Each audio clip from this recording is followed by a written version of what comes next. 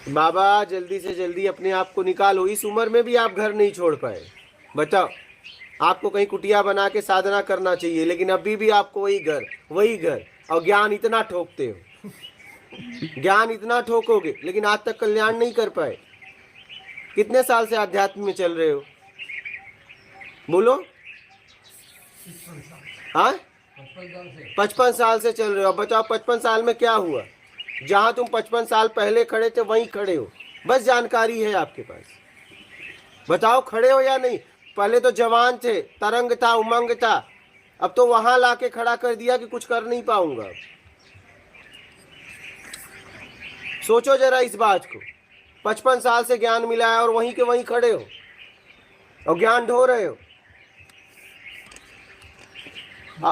किसी को ज्ञान नहीं देता। अरे तो आप अपने आप को ही कहाँ दे पाए?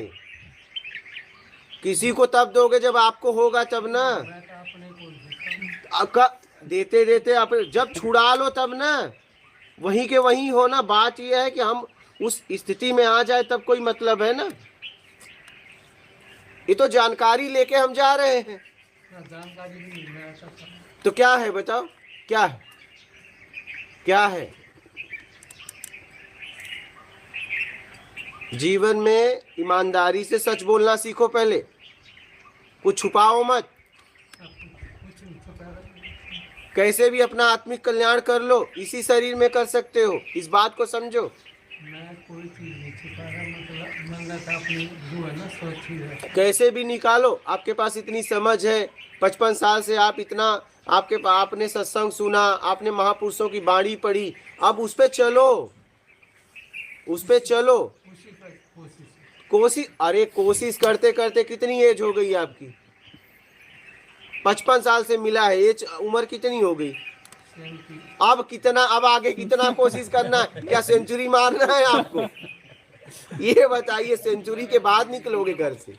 मेरी तो अपनी जो इच्छा है ना, जो मेरे जैसे दर्द संकल्प है, मेरी इच्छा पूरी होगी।